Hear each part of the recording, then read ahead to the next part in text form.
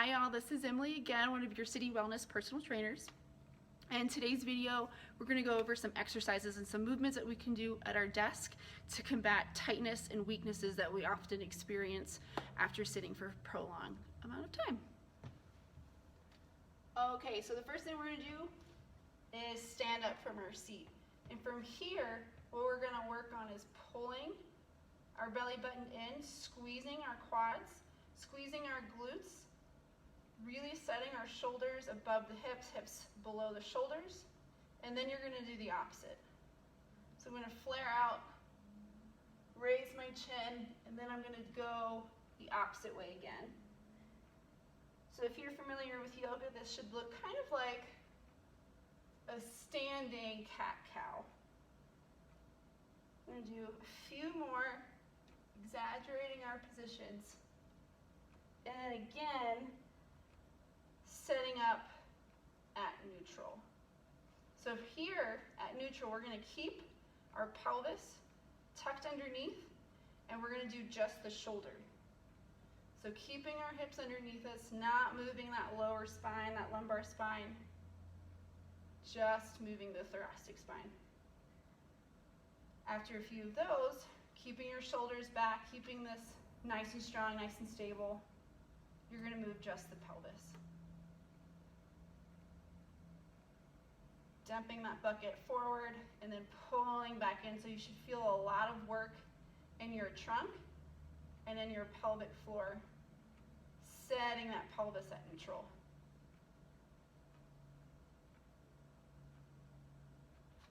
Okay, so maintaining that nice pelvic tilt, right? So really pulling our belly button in, our ribs down. And so for this next move, we can sit or we can stand. So if you're in a place where you feel comfortable standing for a little bit longer, go ahead and stay standing since you can. But if not, when you do sit, you're going to think about keeping that pelvis tucked underneath you as you take your seat and keeping it tucked in. So really, again, pulling ribs down, belly button in the whole time, as opposed to just sitting your hips back or losing that tension. So I'm going to say standing. You might have a soft knee if this is unfamiliar to you, and that's okay.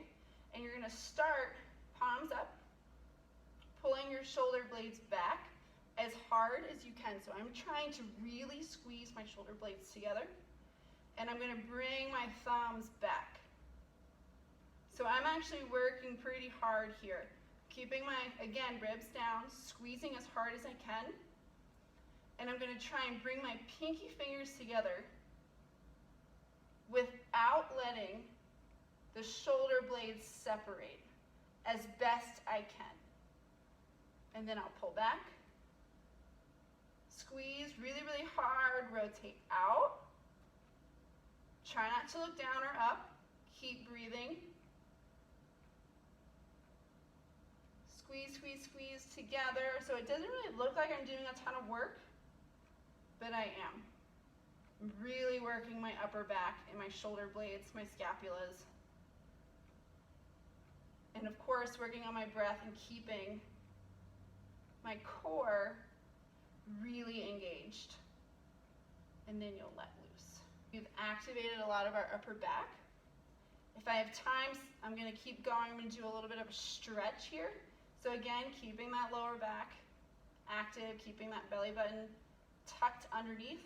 My palms are forward, and this is the first stage. So if this is hard, if this is really challenging, you're just going to do a couple reps of this.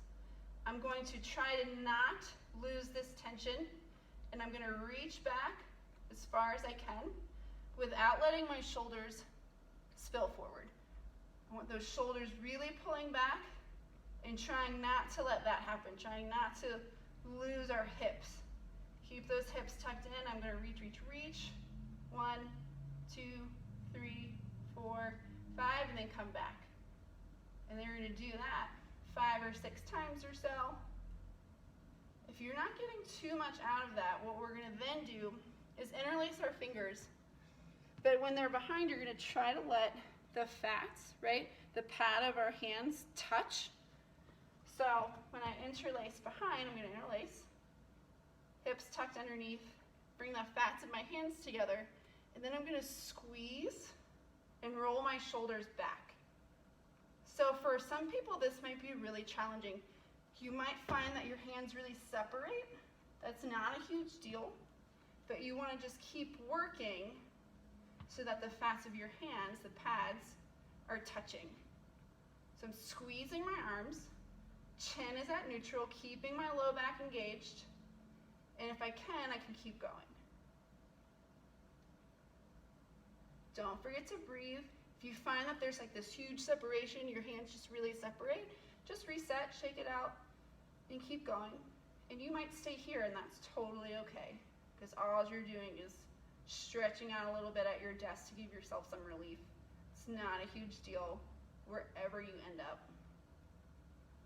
And don't forget to breathe. Whatever position you find yourself in, if you find that you're losing your breath, it's probably too challenging, or you just need to reset so that you can breathe. Don't forget to breathe. We did a lot of our upper body, our T-spine, and some shoulder work. So now we're gonna work a little bit on our hips. So I'm gonna use the chair. Now if your chair rolls, might be a little better if you use a desk or something that won't move if you put a little bit of resistance into it. So again, I'm gonna think about ribs down, tucking that belly button in, and I'm gonna go stagger. It's not a huge step behind, maybe a foot distance. And I'm gonna think about, so this is my right, I'm gonna drive my right hip forward and my left hip back. Again, I'm keeping my hips tucked underneath. And I'm going to go forward just a tiny bit, so I'm squeezing this leg, keeping this hip really open, driving my knee forward. I'm gonna hold and keeping that heel down, so I should feel it, and I wanna be really tall, I should feel it here, right? I'm feeling it in that hip flexor. And then I'm gonna shift back. I'm not gonna open this hip, I'm gonna keep it forward. And now I'm feeling it in the opposite side hamstring. Holding a little bit here, notice my feet don't move, and I don't rock off of my heels or my toes, so my feet are staying flat the whole time. Using that chair if I need it, and then shifting back. Now some people find it helps them a lot more if they flow from one to the other. Some people really might want to hold. Again, we're gonna make sure that we're breathing, particularly through transitions. And honestly, I don't care how many you do. Just go with how you feel. Go till you feel a little bit of a release in your hips and in your legs, and then switch. Do as many or as little as you want. Think about just not letting your low back go, because if we go into hip flex, if we go here, this isn't gonna get it at all, right? I'm not feeling any kind of stretch, but if I reset, then go forward, making sure that knee is nice and straight, I'm feeling a nice big stretch in my hip. Same for here, if I let that low back go, I'm not getting much of a hamstring. I have to engage so that hamstring is in a good position for a nice stretch.